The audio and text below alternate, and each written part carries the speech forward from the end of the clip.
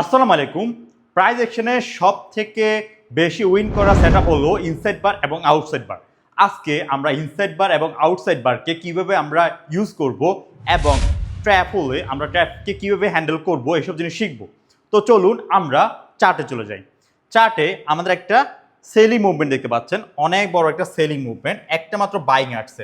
তো একটা বাইং দিয়ে আমি মার্কেটটাকে জাজ করতে পারবো না, মানে সেলিং একটা মুভমেন্ট আসছে। এরপরে আমাদের একটা বড় গ্রিন ক্যান্ডেল আসছে।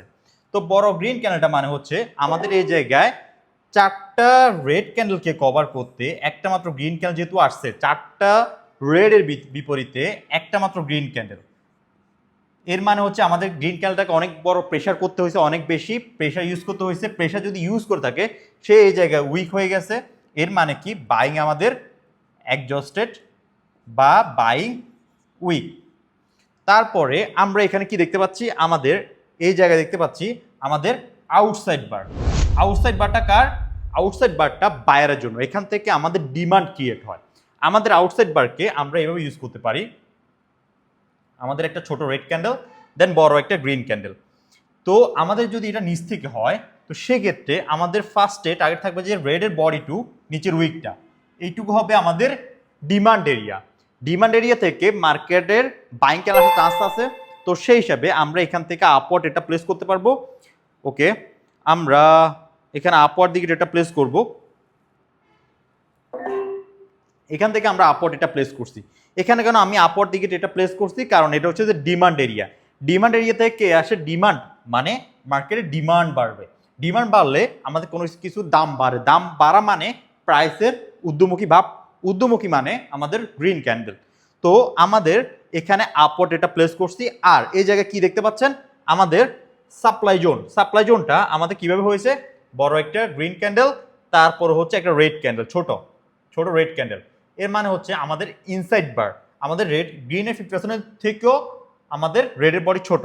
তো সেক্ষেত্রে আমাদের রেডের বডিটা এবং উইকটা এটুকু আমাদের একটা হয়ে যাবে সাপ্লাই এরিয়া। এইটুকু অংশ আমাদের সাপ্লাই এরিয়া। সাপ্লাই এরিয়া থেকে আসবে সেল আসবে। সাপ্লাই মানে কি, যেখানে আমাদের সবাই সেল করবে, মানে মার্কেট সাপ্লাই চলে আসবে। তো সো আমরা এখানে উইন করছি। আমাদের পরবর্তীটা হবে আমরা পরবর্তীটা করবো আপওয়ার্ডে। এখানে আমরা আপওয়ার্ড দিকে ডেটা প্লেস করলাম।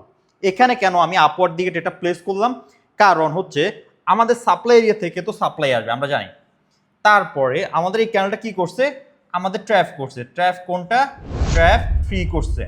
তারপরে আমাদের দেখেন এই জায়গায় উইকটা দেখেন, আমি কিছুদিন আগে ইউটিউবে একটা ভিডিও আপলোড করছি উইকের উপরে। উইক দেখে আমরা কীভাবে শিওরশট বাইর করতে পারবো। তো সেই জায়গায় সেই লজিকটা আমরা এখানে ইউজ করি।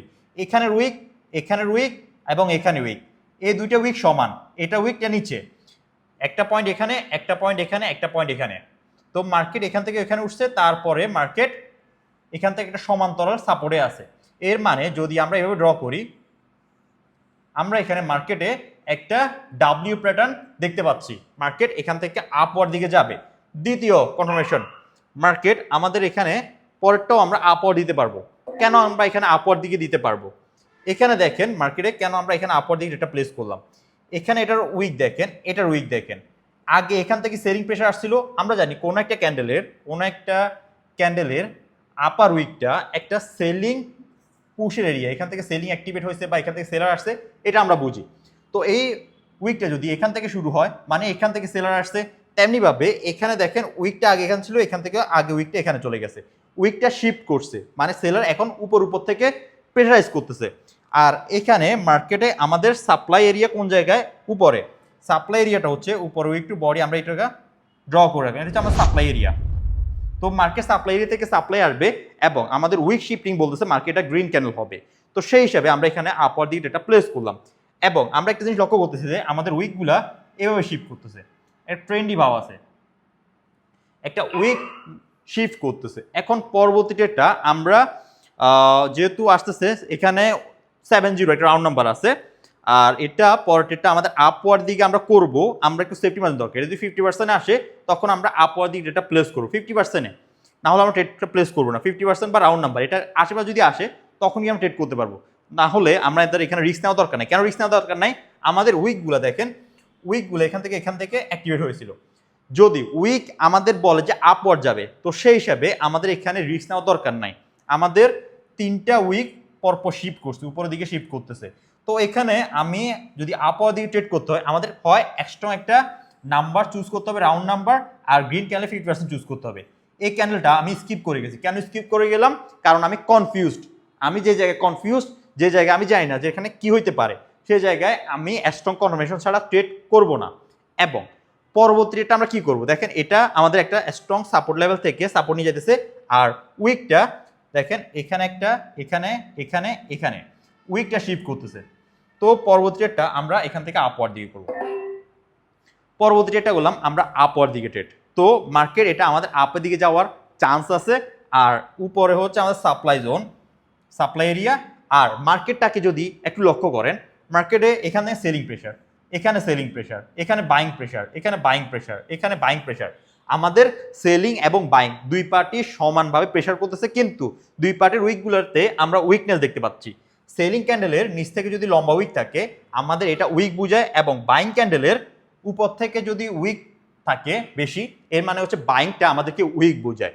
যদি দুই পার্টি আমাদের স্ট্রং হয়, এটা মনে রাখবেন, দুই পার্টে যদি স্ট্রং হয়, বাইং এবং সেলিং স্ট্রং ভার্সেস স্ট্রং হয়, তখন মার্কেটটা রেঞ্জিং করবে। আবার উইক ভার্সেস উইক যদি হয়, তখনও আমাদের মার্কেটটা রেঞ্জিং করবে। তো আমাদের এখানে রেঞ্জিং করার চান্স খুবই হাই।